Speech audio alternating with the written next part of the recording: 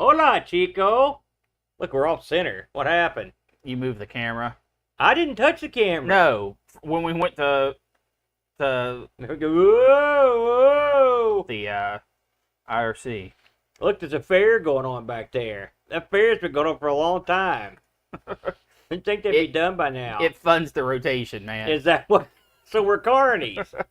That's fair. You know, speaking of carny, I just got back from a long trip. And, How many stairs did you fall down? And by long, I mean 3 days. But it's a long trip for me. Financially, it felt like 2 months. But we went to this place called Braxton Cafe with 2 X's because it's in Braxton County. You throw axes in this thing. If you went to the Braxton with the 3 X's, that's a whole different place. Yeah, that's right. That's Mothman on Brew Monster Action.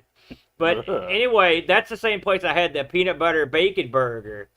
But one of the things they had in there was the old axe throwing, right? And so I was like, I'm going to try this axe throwing. And me and the boy. And you get legit axes that fill out a waiver. Oh, yeah. The whole 9 yards. I'm not surprised of it at all. Yeah. And so that's it. That's it, boat. And so, hey, Flack. Hey, Ted. So anyways, get this. This is the reason I want to mention this to you. So, like, most of the time, you go to, like, a place that you throw axes or whatever. You throw it at, like, a big target full of hay or piece of paper hanging on some wood.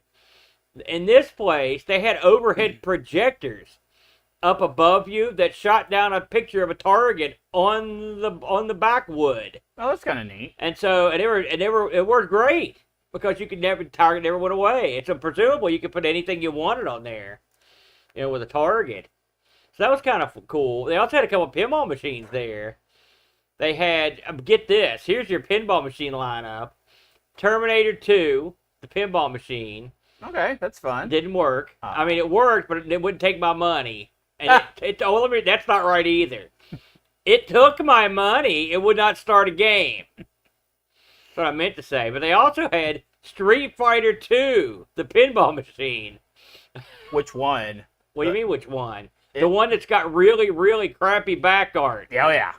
And I had played this years ago, but I'd forgotten because I love Street Fighter. And so I thought to myself, man, Street Fighter, the pinball machine, this thing writes itself, right? Oh, it's weird. Of all the awesome Street Fighter art that's ever been made, and we've seen tons of it on posters, instruction manuals, like they've marketed the crap out of Street Fighter. I don't know who they hired. This is an argument for AI right here.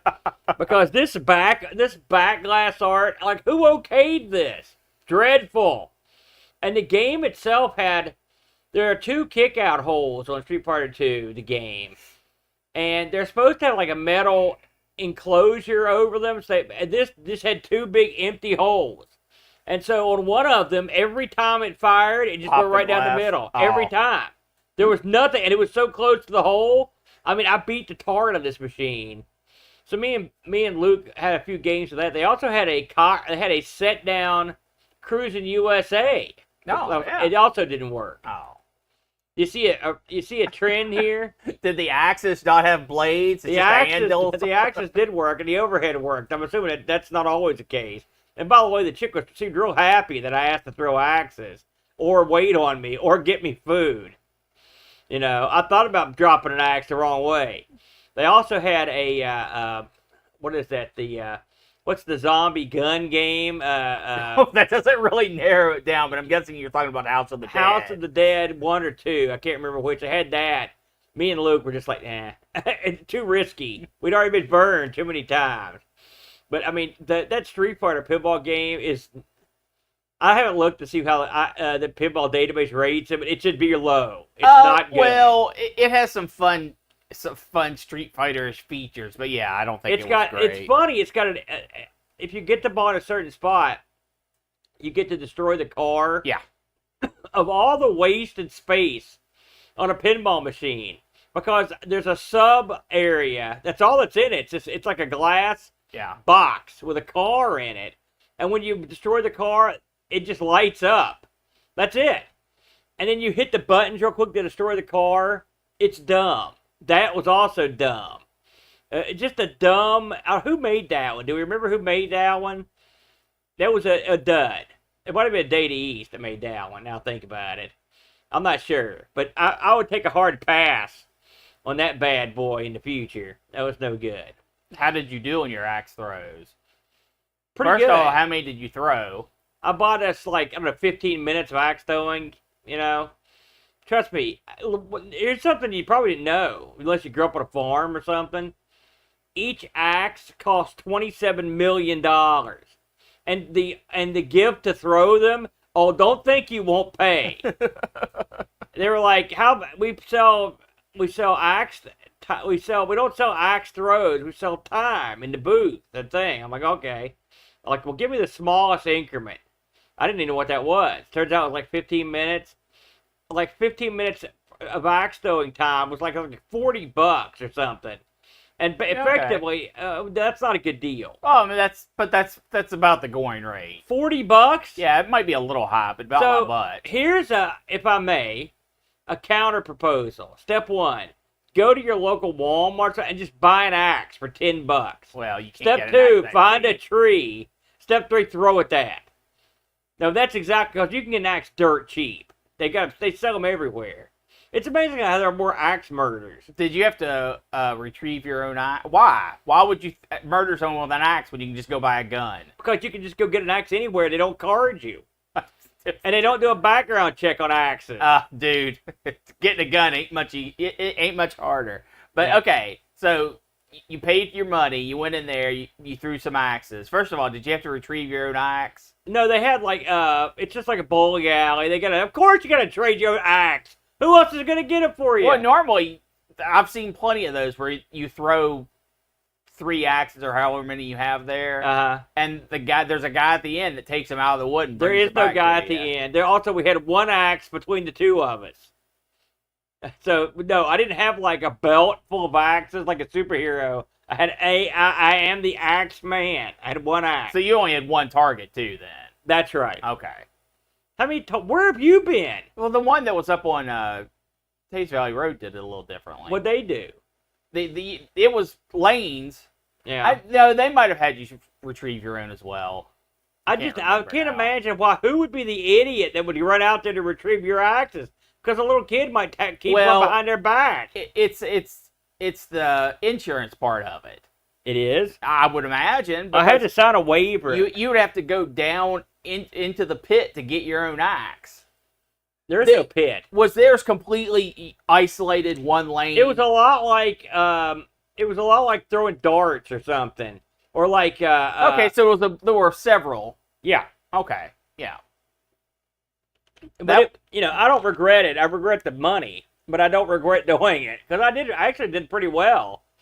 People were surprised. Luke had all kinds of problems, but it's all about the technique. And so awesome pictures of me throwing the axe, complete with exposed midriff in the true axe tradition.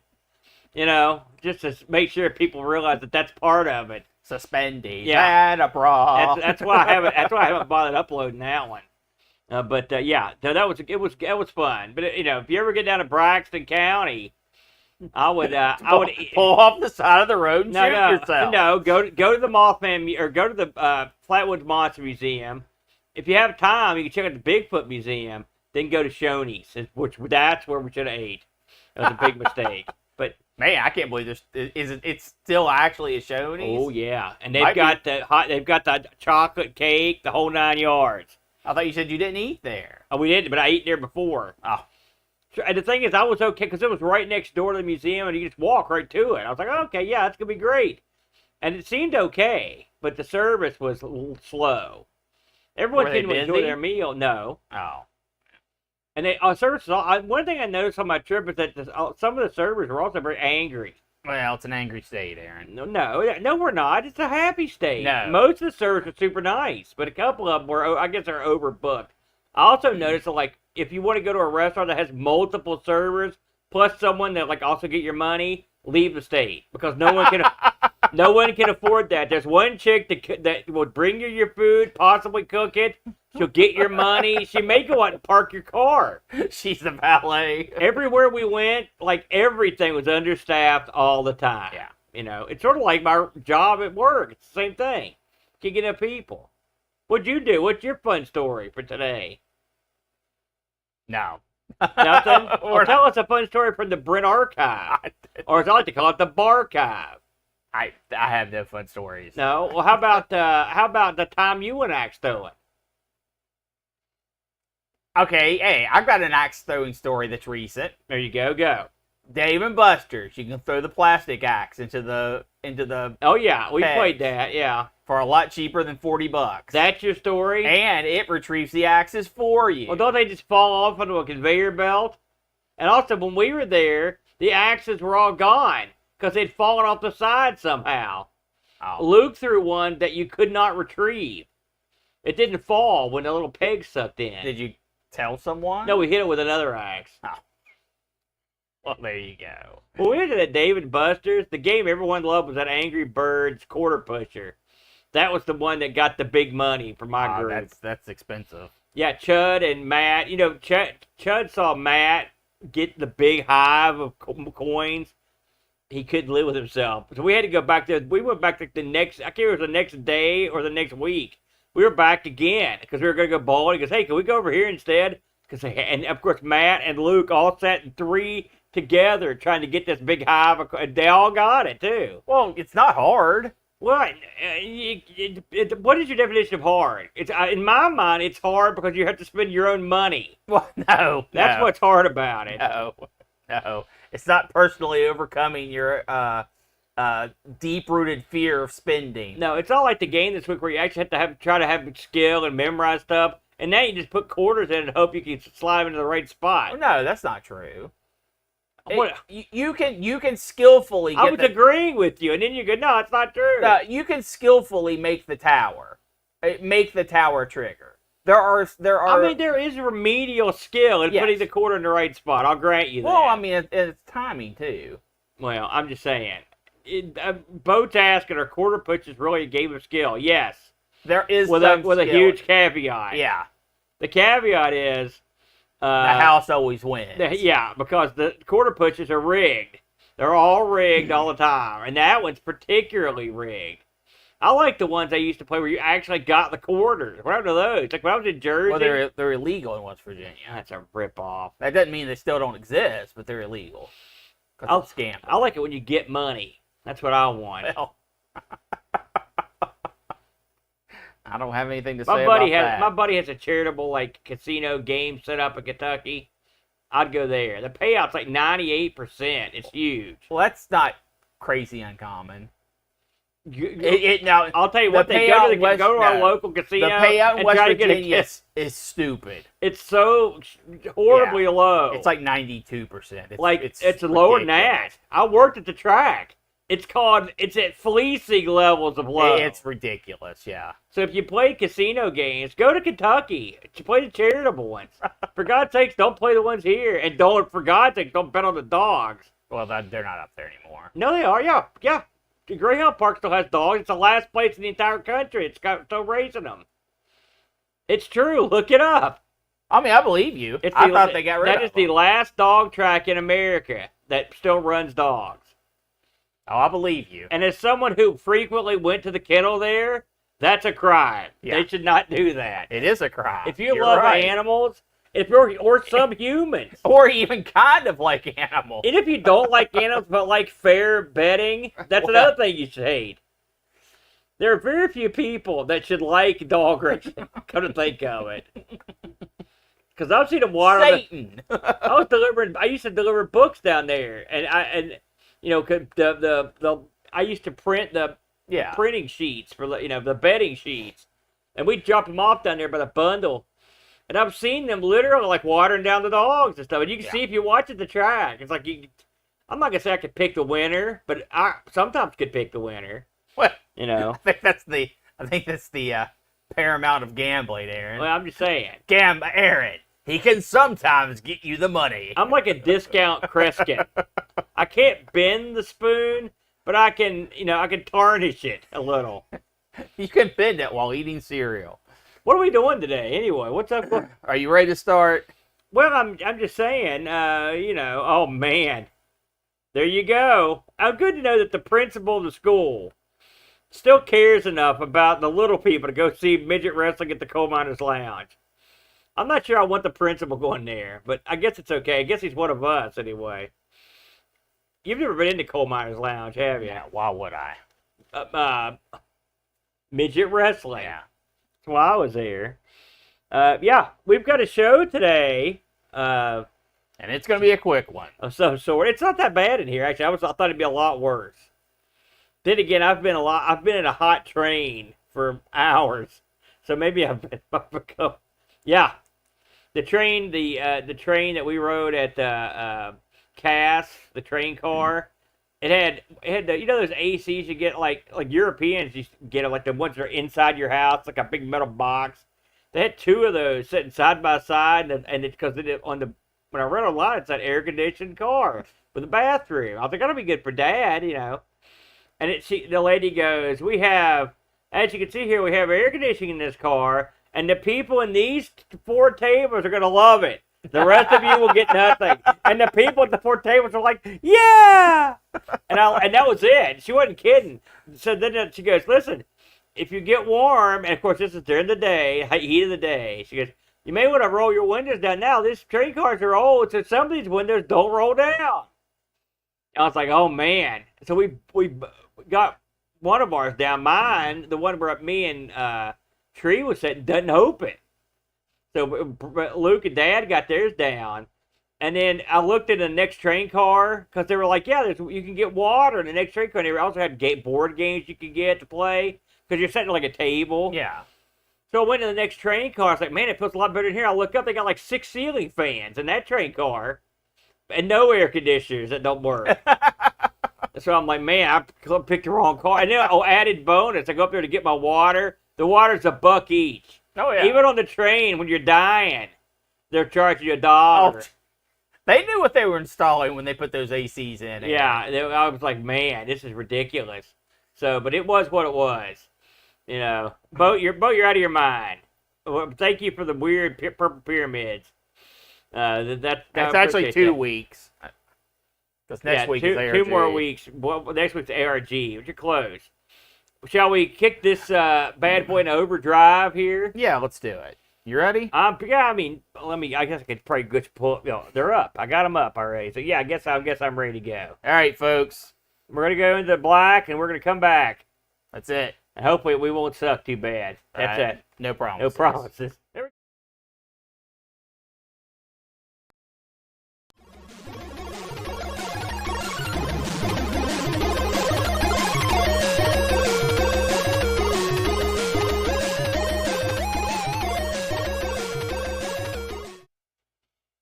Hello everyone, and welcome to another episode of Our Sinclair. It's a show where 2 lowly hillbilly types take a look at the standout European-centric machine, the ZX Spectrum.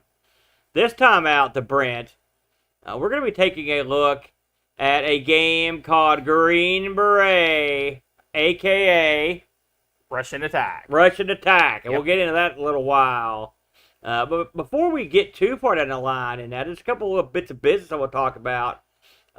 First off, right at the front of the show, I want to send out a special thank you very much to our good buddy, Happy Coding, over at the Midnight Brew, who took his time to rig up 7 ZX Spectrum games that we used for the High Score Challenge at Boat Fest this year. It went over great. Yeah.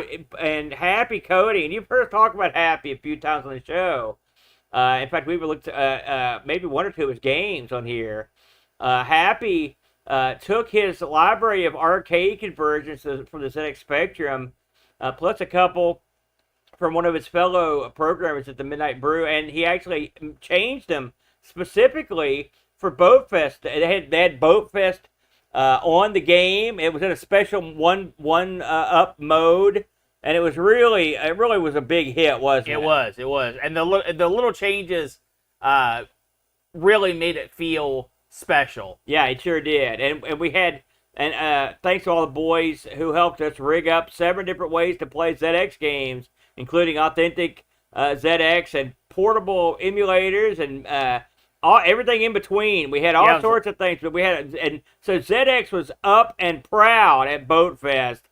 So please check out Happy Coding's work over at the Midnight Brew. I'll have a link down in the show notes for you to go check out what he's got on offer over there. They do a lot of charitable work too, and I wanted to make sure we shouted them out. Our appreciation, being ZX Spectrum connoisseurs as we are. Absolutely, absolutely. Now, let's get into more of the subject at hand here. I mentioned we're talking about Green Beret, aka Russian Attack, and Brent brought up earlier that it might be fun to start to discuss these one-man army games that were so popular back in the early 80s. What do you think? Why do you think these games caught on and were so popular in the arcades back in those days? Well, it's the you get to be a hero, you get to be the adventurer mindset first of all. So that's always nice. Yeah. Plus, in the arcades there were limited things you could do, and of course that's what spawned most of the games in the 80s were arcade hits.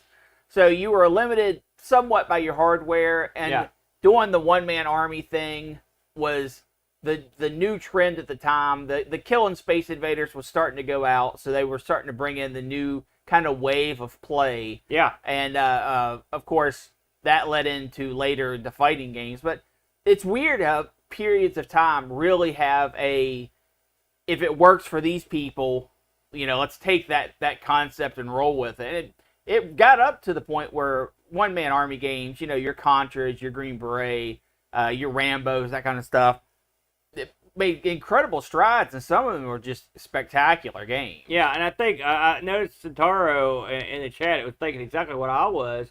I would assume that one of the things that kicked off that genre of gaming were the movies of the time, movies of the era, which you had your Rambos, you had your Predators, you had your Cobras, you had all these games, or all these movies where one man went out and crushed them. Or Alien, one woman. Yeah, and very good.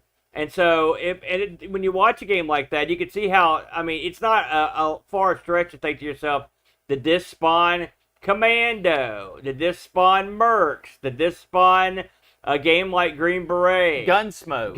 Yeah, those games are pretty, that you could tie them most directly to films or TV. Sure. And which if you think about it, that's probably sort of the same way Space Invaders came around too. People were into sci-fi, so somebody thought that'd be a cool idea for a game, and lo, it came to pass. Did you have a favorite amongst that crowd in the arcade? I really liked Commando. I really liked Gunsmoke. Yeah. It's odd. They're both vertical scrolling shooters, which is much different than what this is. But I played Russian Attack in the arcade a ton. Yeah. A ton. It was everywhere. Convenience stores, arcades. When it came out, I saw it a lot. I would say, and I'm sort of slanting on this because we had this at the pizza place I worked at, but I thought it was a pretty fun system. I liked Heavy Barrel, the one-man game where it had the segmented joystick that you used. I think that added a lot to these sorts of games. Of course, Akari Warriors was the predecessor. I liked it better than Akari Warriors. Oh, it was a better game, but it also came out later. Akari Warriors, Contra, Commando, Russian Attack. All these games had one thing in common for me, which is that I sucked at them. Here's the thing. This is a genre that I don't like. I can understand that. I don't like it because I'm no good at it, and I want to be good at it, but I just never have been any good at any of them. I'd say I was the best of the bunch at Mercs, but we owned Mercs, so I got to play that one more than most. And we owned the control panel to Mercs. Right, and it's even that one's not one I was clamoring to get my paws on back in the day. So it's not a genre that I was real good at. I'll have to say, probably of all of them in the arcade, I probably played Russian Attack as much as any of the rest of them. Yeah. Because Russian Attack was, early, mid-'80s? Yeah. So I would have been... Mid-'80s. yeah, I would have been 10, 11 or so. Yeah. And that's some good playing. The only problem was it was a absolute quarter muncher. It was, I mean, if you played for 45 seconds, if you told someone that, they would believe you, because you can certainly die that fast. Yeah, I agree with you on that. It definitely stuck to the rule of 3 minutes. yeah, and it's funny in chat. Bo just asked what makes a big difference between this sort of game and Bad Dudes, and it's a huge quantum difference, because when you had those side scrolling fighters, I didn't find them as difficult, and one of the reasons was it's a lack of options for you and the enemy. Whereas like in a game like Green Beret or Commando, I mean, and I will say Russian Attack, and to a certain degree, it's sort of comparable to something like Bad Dudes, where there are multiple levels, but the enemies aren't as rampant and aren't not as deadly as the ones in Green Beret. So I find it an easier game. I mean, the play style between Bad Dudes and Green Beret are very similar. Very similar. But I mean, they don't feel the same at all. Oh no, the major difference is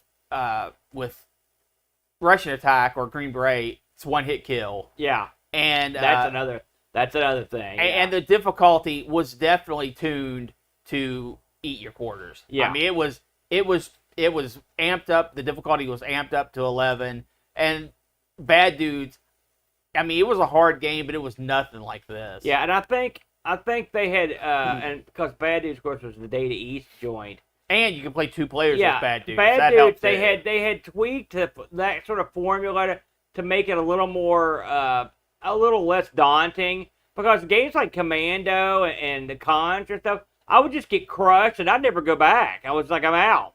Because to get good at those games, you had to spend some money. You had to dedicate. I agree. Let's go ahead and jump into it, the Brent. Like we mentioned, this week we're looking at Green Beret. Now, this, of course, came from the arcades. Came from Japan.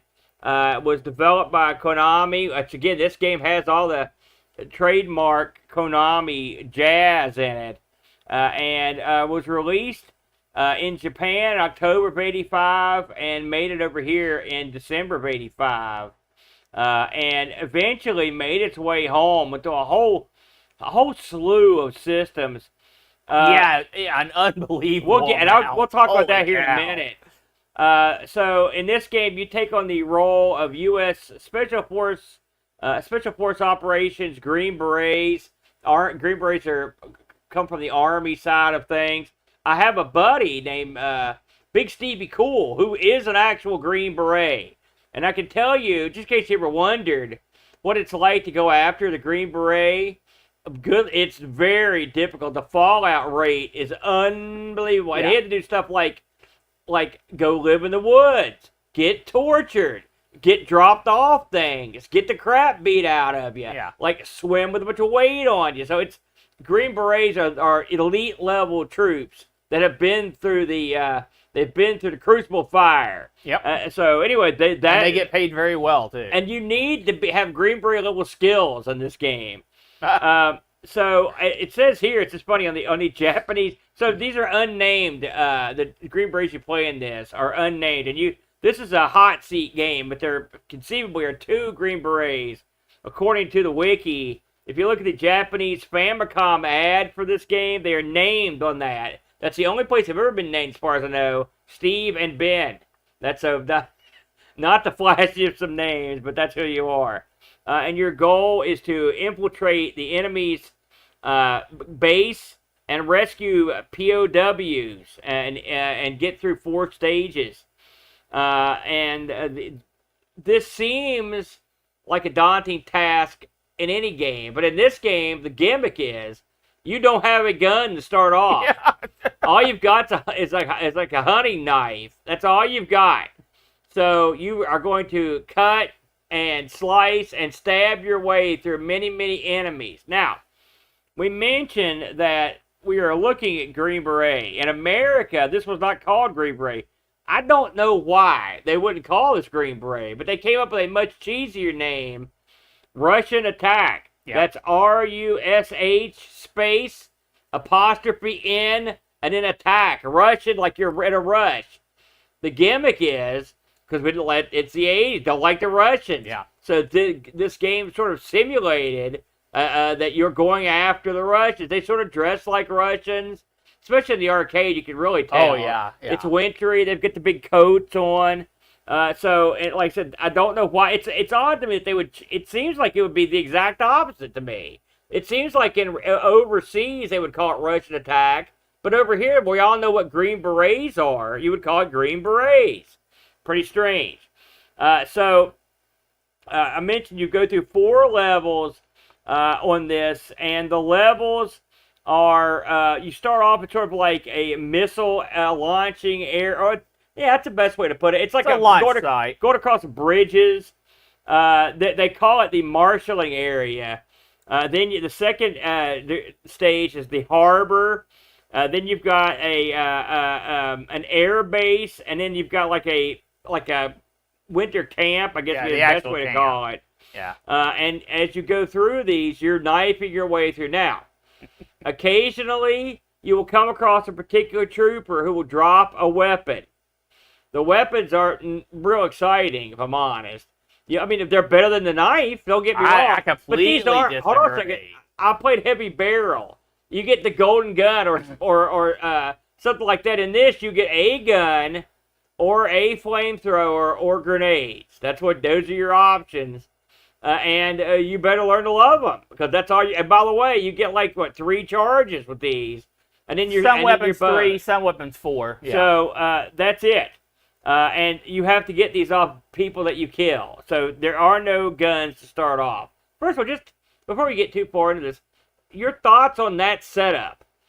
I do not like games that put you. I mean, the setup is fine. Just lone warrior going in to save POWs. Yeah, I don't mind that. But I think it is just ridiculous that they don't give you a gun at all. In my opinion, what would have made this better, or it's not even better, it's just this would have been an alternate way of doing it. Give you a gun that has like 6-9 shots, and then you have to pick up. And then have like ammo drops as well. Okay, no ammo drops, huh? No, then you're picking, because our weapons aren't calibered in the same caliber as most enemy weapons, so you would at least have that feeling that the army didn't just drop you in. I mean, this is literally a suicide mission. Yeah, I mean, it is. You really, I guess they thought, well, he's a Green Beret. We'll save a few bucks. That's not a valid excuse. That's the cheap of military. This is if I ran the military. It's like, listen, we can't afford guns or bullets. Go get a butter knife out of the drawer and go give it to Ben. Let him take over. So that's pretty much the setup for this. At the end of the levels, there'll be a sort of a main guy you knock out. Well, a boss. Or a when we say boss, scenario. An end area where you fight 1 to 3, I'd say. Well, no, there's a multiple guys at the very end. Yeah, I'll go over that kind of crap. So and then once you went all the way through this thing, it will loop and repeat. And adds incredible difficulty. Not that you need to worry about that, because you're never going to get there. I want to get in the arcade game a little bit more before we move into the ZX. And one of the things I want to say is, as Brent sort of mentioned earlier, this game was real popular. Yeah. It was everywhere. I saw this game all over the place. It's another one, much like Jungle Hunt or Jungle King. I saw this game in arcades, convenience stores, smallish arcades, like the back of video stores. This is one that made the rounds. Yeah. And I never understood why, because I never hardly ever saw anybody play it.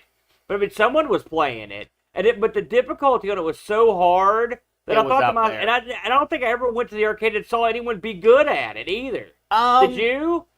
Me. Well, okay. And by good, I mean could get off the first level on a regular basis. Yeah. But no, I don't know. Because I don't think this would have mass appeal. It definitely was an earner, though, because when you did play it, it was, like I said, a 45-second to 3-minute game, and you were out the door. Yeah, it's just so difficult that it's one that I never got into all that much. It was very popular, though. It was an extremely popular game. It was popular everywhere. popular in Japan, popular in the States, popular in Europe.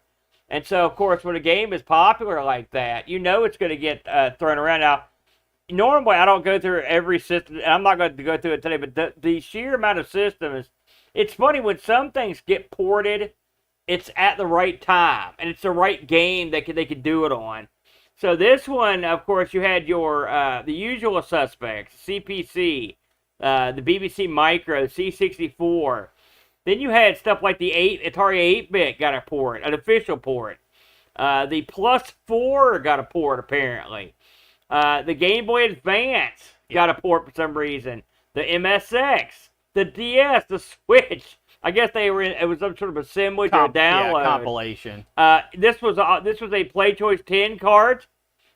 This was also on the Thompson, another one of your favorites.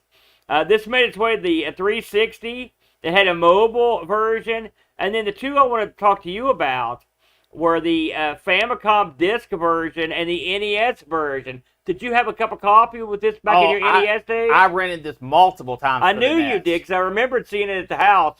And one thing about this game that you always know when someone's playing it, because it's this annoying alarm that goes off. It's not annoying. It's brilliant. Well, listen. Does it fit the game? Yes. Does it tell everyone in the arcade what you're playing? Yes. But when you suck and you hear it, I heard that alarm a lot this week, and I've hit the wall on the alarm. Yeah, the ZX Spectrum version, and the arcade and most of the ports don't have music, don't have level music. They have sound effects but no music. Yeah.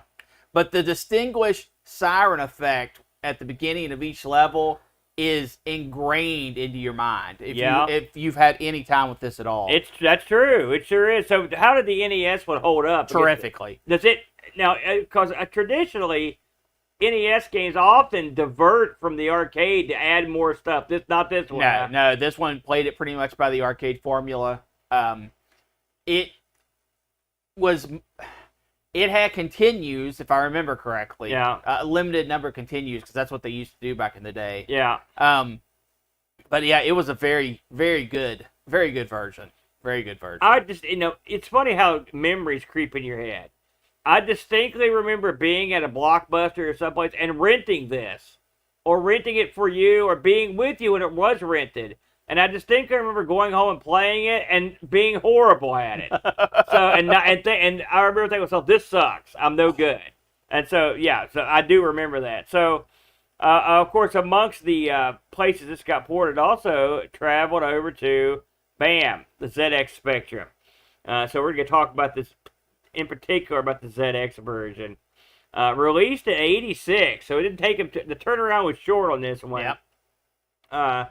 Created by John M. Joppa Smith. Joppa worked on a lot of big games. In fact, we've covered a bunch of these things, including Batman, A Daily Thompson, Firefly, Hyper Sports, Mikey, but tons of stuff. So this guy was a real ace on the Spectrum. Yeah. I believe his accomplice here, David Thorpe, was the guy who did the opening screen, the load screen. He did a lot of the same things. Bounty Bob Strikes Back, Blue Max, Bruce Lee, Hunchback. So another guy. These were like top guys, basically, when you're talking about gaming. This was a one-player experience on the ZX. It gave you a decent amount of configurations, including setup keys, the Kempston, the usual stuff you would expect on a game of this type back in the day. So in this game, of course, you're running this on the Spectrum. So I wondered how this would fare. And once you started up, what did you think about it when you started up? How did you think it looked? What were your first impressions? I was a little saddened that they didn't have the little cutscenes. Well, they do have the very first one. Not really. What do you mean? Not the same. The alarm goes off. The guys run past the dude's tied to the post. Right. No, I'm talking about the end of level stuff. Well, like that wasn't a big problem.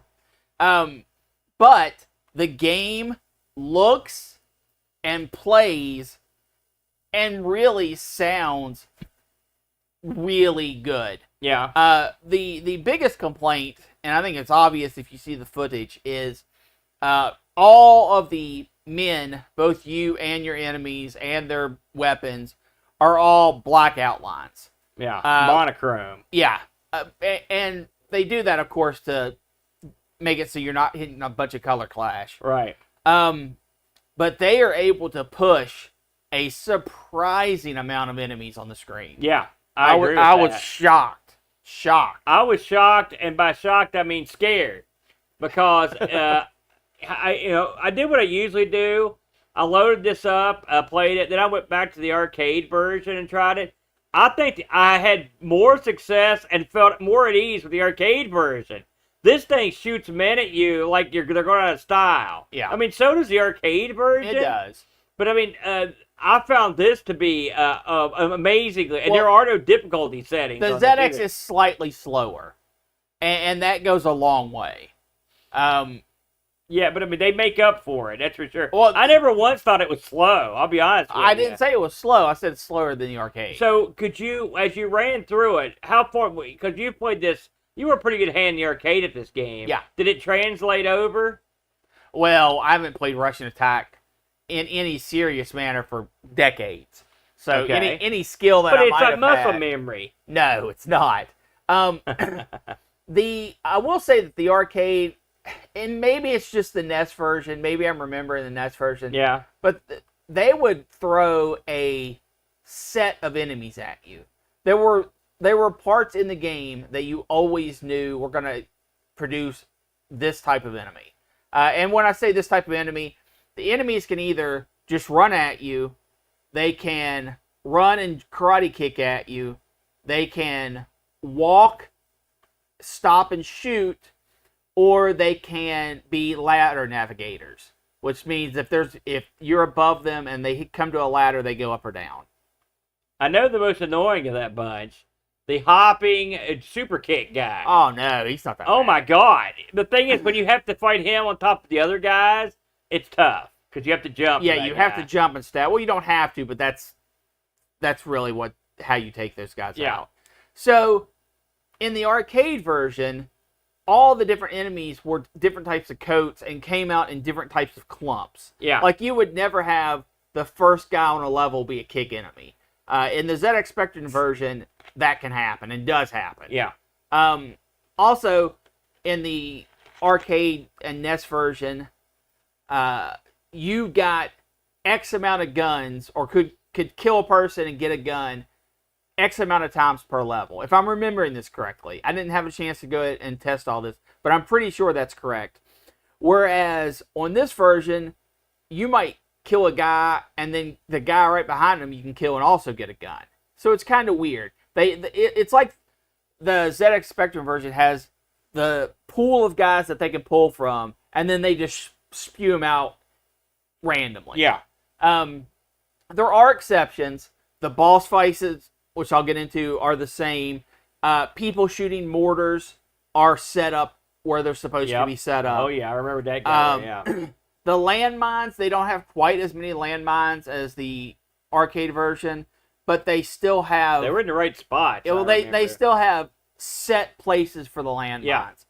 So that kind of stuff you can rely on. But for the most part, they're just overwhelming you with enemies. Now, I will say, one thing that I've got to say about this is that, given the limitations, and you touched this, and I agree, I think they did a bang-up job graphically. Yeah. I think, I mean, and the thing is, listen, it's more confusing to play this than the arcade. There's no doubt about that. Yes. It is it's a real pain. Because the enemies aren't color coded. Yeah, and so you can get lost in the background. Yeah. And so that is a problem. And the ladders are the same way. You depending on where the ladder's at, if there's a guy on it or whatever, it could be a real problem for you to get up and down the ladders because you can't necessarily see that they're there, particularly in certain vehicles and stuff. I mean, I don't completely agree with that, but I understand what you're saying. And when a guy's jumping and stuff, these things overlap in a way that makes it's easier to not see something, so that's a problem. But they do a good job. One of the things they did that I approved of was like the hopping guy, like he gets a noise which that helps a lot. There really isn't that much noise in the arcade version except for like that tapping sound, you know. Yeah. This gets, at least you get that. And again, the alarm is well done. This runs at a 48K too, so it's not like you have to have the big dog. They did manage to include the end boss or the end areas, which I was impressed with. All of them too. For what I saw of them. Yeah. The problems I had with the ZX version of this game are the problems I have with the arcade version. It's hard. They don't do any. You don't get enough weapons. The weapons don't last long enough. I did notice. Now let me ask you if you noticed this. In the arcade version, when you die, it sort of punishes you more than this. The arcade and the NES version, checkpoints. They have checkpoints. Once you get to a certain point, okay. If you die, you go back to a checkpoint. That can suck hard. Yeah. In the ZX version, when you die, you reappear exactly where you were with all of the hazards destroyed. If they were on screen, they're gone. But you still get no weapon when you die. Well, if you died with a weapon in both instances, you never get the weapon. No, you never get the weapon, which is frustrating. You can die in less than 3 seconds on this. Yeah. Which the arcade pretty much just about the same. Yeah. I mean, they did the environments. I thought they did a pretty good job of recreating. Yeah. You know, given what you had to work with. There are some oddities in this, though. We got to talk about them. One, at the beginning of this game, once you're ready to play, it says "stab to start," which I don't think I've ever seen a game that said that in it. Stab to start it's a great. That was a new one. I mean, that's fair. Stab to start. At the top of the ZX Spectrum version, there are 3. Your lives are denoted by Russian hammer and sickles. Yeah, the iconology is a Russian. So explain that. I can't. So whose side are we on here? Yeah, I don't understand why they would have done that. No other version I've ever seen does that. It's usually just a little guy's head, depending on who your player, first player or second player. I mean, I had to laugh. They do shrink the screen down somewhat in this, you know, a little bit. It's not what I would call egregious. They did nothing to make the top part look particularly awesome, but it's okay. So let's talk about the 4 different levels and the bosses you find at the end of them. Sure. On the first level, when you get to the end of the level, this is the only one I saw in the game that I played, by the way. A truck will pull to the end of the screen, and then it will just flood enemies at you of different varieties. Fast ones, jump kick ones, and slow ones. And it's the exact same as the arcade. The best way to beat it is hold a weapon until you get to the end of the level, and you can actually, there's 3 waves of them, and you have to kill all the guys. If you got the gun, you can just shoot 3 times as the waves come and kill everybody. That would be awesome. Yeah. Because that's how I did it the one time. The 1 or 2 times I got past it, I would have the weapon that I could, because otherwise you just get the knife's not going to do it here. It's hard. Yeah. I mean, it's doable, but it's hard. Not by me, it's not. The second stage is the attack dogs. That stage you want to be in the middle, and they'll send attack dogs to the left and right of the screen in patterns. If they're coming from the left, they're going to be jumping dogs. If they're coming from the right, they're going to be running dogs. And each of them have their handlers, and they've got all the unique animations for the handlers, which is only a point, but still, that was really well done, and just like the arcade. Yeah, it is, because the guy's like sick 'em, basically. Well, he doesn't say it, but yeah. Well, I know, that's basically, that's what I got. Yeah, it is. Yeah. The third level is the hella chairs. I saw video of this. Yeah. It looks like something that was devised in, like, I don't know, the 1920s or something. It's like or something on Gilligan's Island. The bike copter. Well, I mean, they exist. Would you do that? I couldn't get one off the ground Yeah. there. But there's 3 of them, and they shoot downward at you, and they'll swoop. And those are the only enemies that don't have death on collision. They have to shoot you, and they take multiple hits. And then the 4th level, on either side, you will have flamethrower fighters, and they will lay on the ground shoot flamethrowers. You just have to jump over and Let me ask you a question about the third level guys, the chair guys. Yeah. And I was looking at chat. Texie brought up a point I was going to ask about. Because he said he always kept this bazooka for those guys. How do you fight them if you only have the knife? You have to jump up there and stab them? Well, they'll eventually swoop. My God, though, how hard would that be? Oh, it's not fun. Because you've always got to assume that you're only going to have the knife. Yeah. That's the problem with this. Once you get, if you're man enough to get to the last level and finish it, it loops. That's the way it goes. Now, I will say, and I want your opinion on this because you're skilled. This game was hard, overwhelming. Okay, however, I did play this on and off. I would play this until I got angry. I was out of town twice. I was out of town for the weekend, but I played this. I had plenty of time last week to play it. I played some since I've been back in town. And I can only play this until I get mad. And then I just walk away, which happens every time. However, I was able to suck less as I went. And I got to the point where I could pretty much, I'm not going to say I can always get past the first level. And the reason is because there is some elements of randomness in who's coming out. And depending on where the hopping guy's at, or a guy that takes a pot shot, you can get to the point where it's practically impossible to survive. But generally, I learned the levels well enough, and I learned where the mines were, I learned where to get the weapons, that I could almost always get past the first level and still have a man left, at least.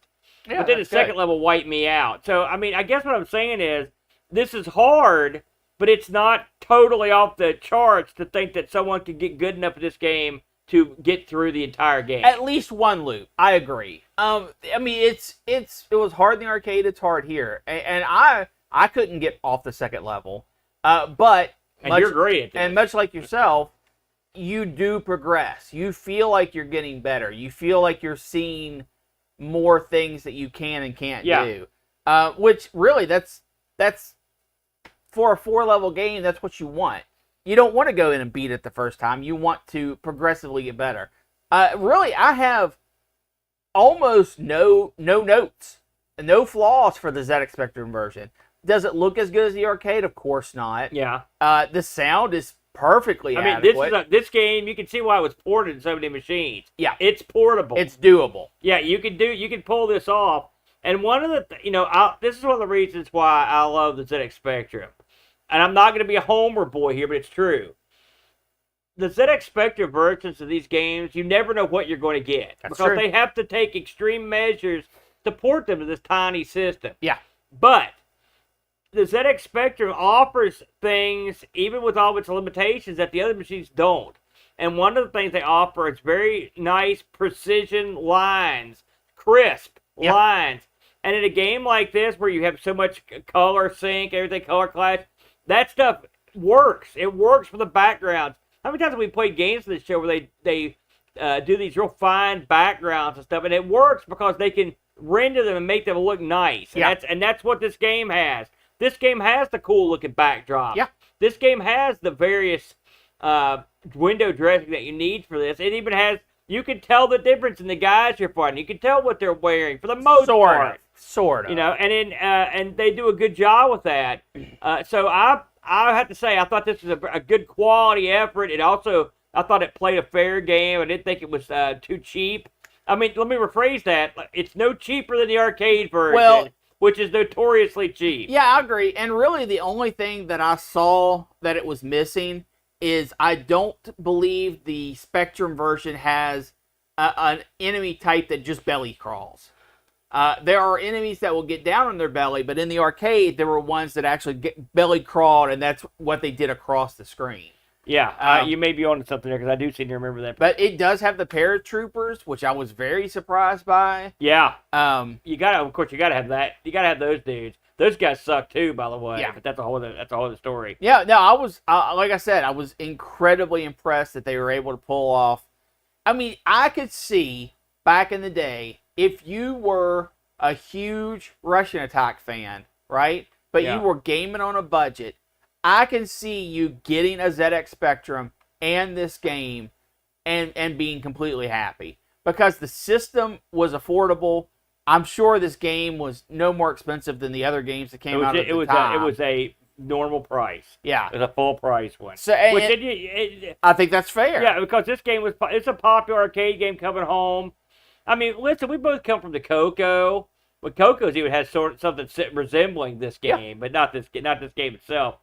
And when you get a game like this that comes home and they do a decent job, you're happy, you're excited because you don't expect to play it.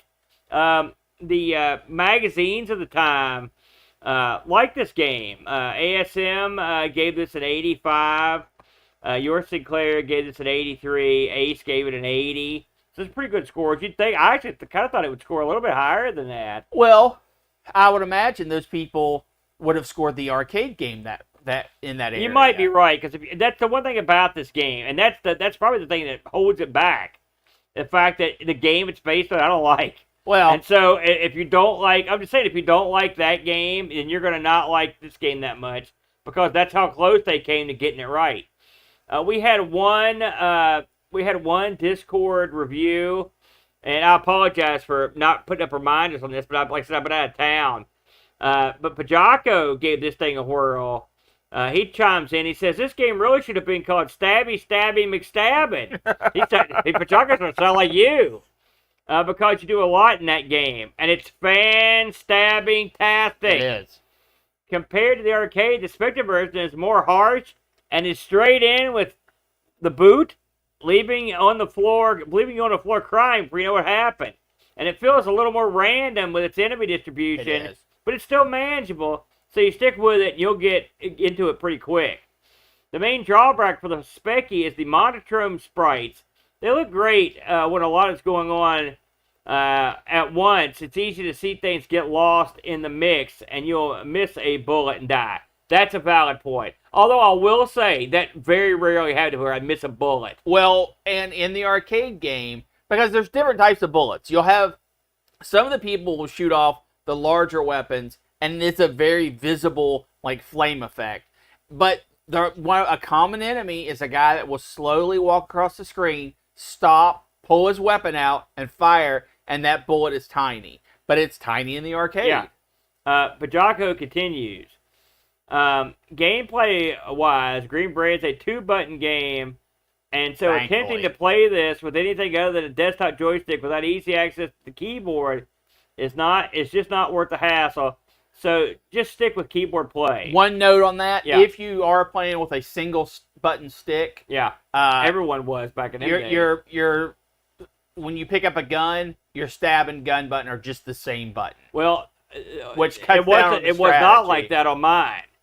On a joystick. Well, no. When I played it, I have to say it didn't do that for me with one button stick. It might have depended on where you're playing it.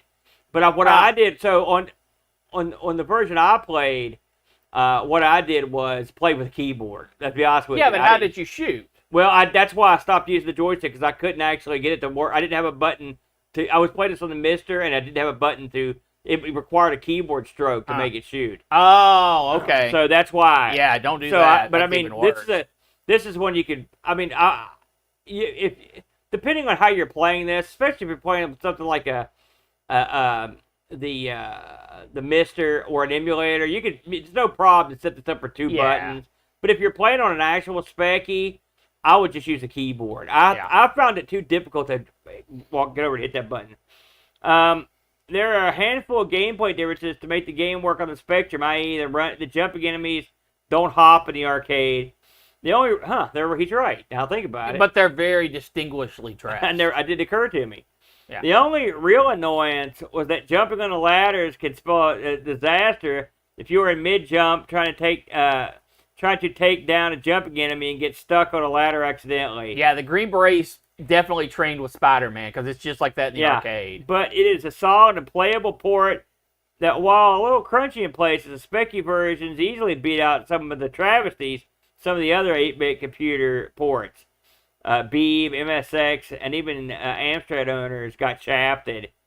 He gives this one an 8.5 out of 10. I think that's fair. Yeah. When you put this game into perspective, you're paying full price is about £8 over there for a full price Specky game. This game, if you were some kind of genius and you could go all the way through this without dying, you could probably go through the entire game in probably 15 minutes or so, 15, 20 minutes. Yeah, about get through that. the whole game. But no one is. No. This is your classic high score game. So we play a lot of these. No, it's your classic build-up game. You get better over time. But I mean, it's a high score game. No one's playing this for high score. I know. I disagree with you. No on one's that. playing this for high score. Dude, it's listed. Maybe no one played it around your area. But for people like me, high score. No, because you can cheese it. This is like, you can't cheese it for long. You can 100% cheese Okay, this. we're going to have a high score challenge. Okay. And we'll see about your cheese. Because I guarantee I'll just put myself on a ledge and scroll the screen so where all I have is the little bit of ledge before a drop-off and a ladder coming up. Turn facing but the ladder. jumping guy's still going to come in and you're going to be good to go. The only people that are going to be up to get you are the ones that climb the ladder, and you can just stand there. We'll see about that. I'm telling you. We'll see about that. No one's playing this. I want video footage of that. Okay. I think people did play this for high score. No one plays this for high score. And thank you for stopping over my point, which was some ZX Spectrum games they ship out that are incredibly difficult and long and challenging with hundreds of rooms and whatnot. You've got that category. But then you've got games like this that don't have to be as long because they've got the element of a high score challenge in there, and that's what makes it fun. So, and I disagree with you on that. No, Thanks a lot. What makes this fun is you played it in the arcade and you sucked, and instead of paying $30 in the arcade to get better, you got to bring this thing home, get better on your Spectrum, and feel good about it. Uh-huh.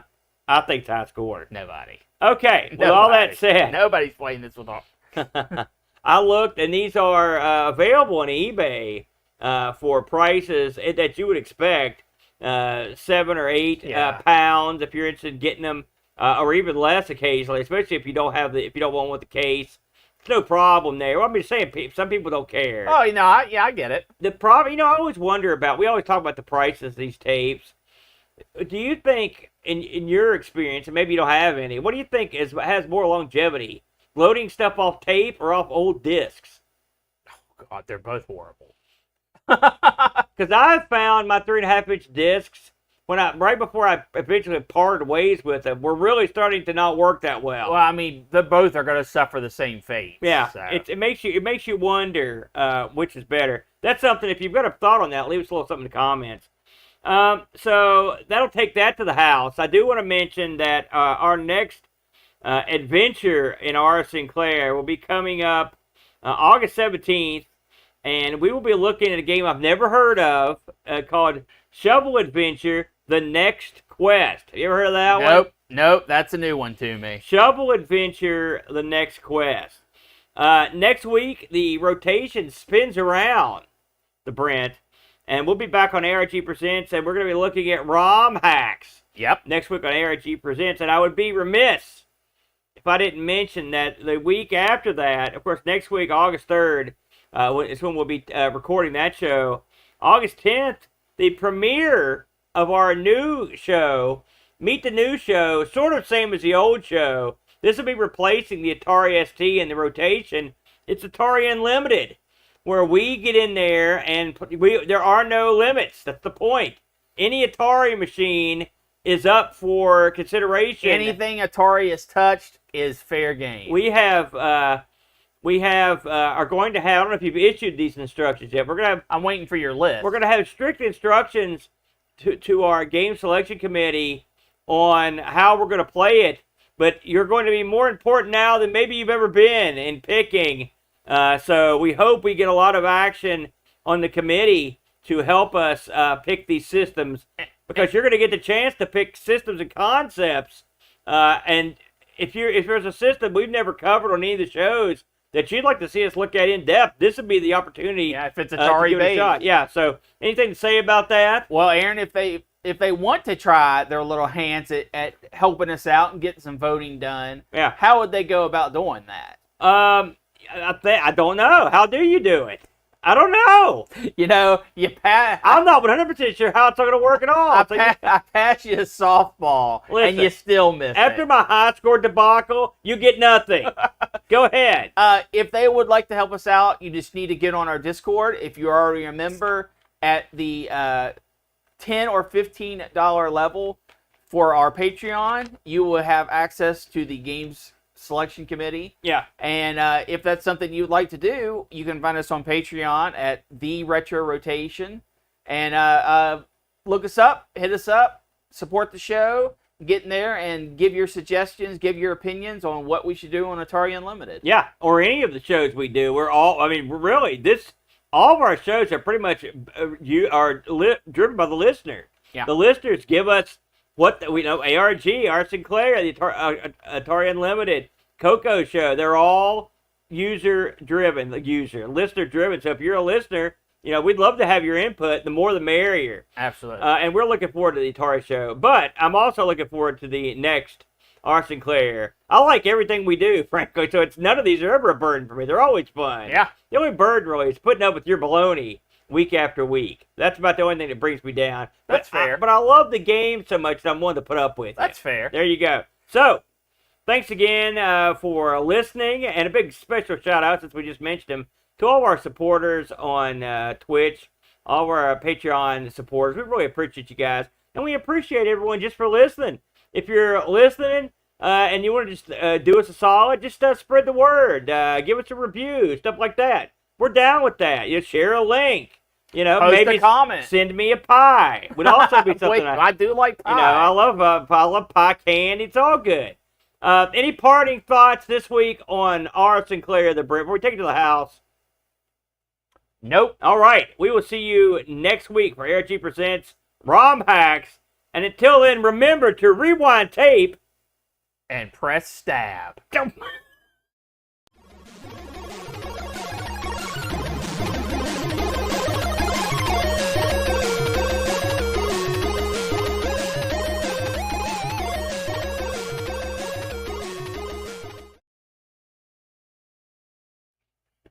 You got me there.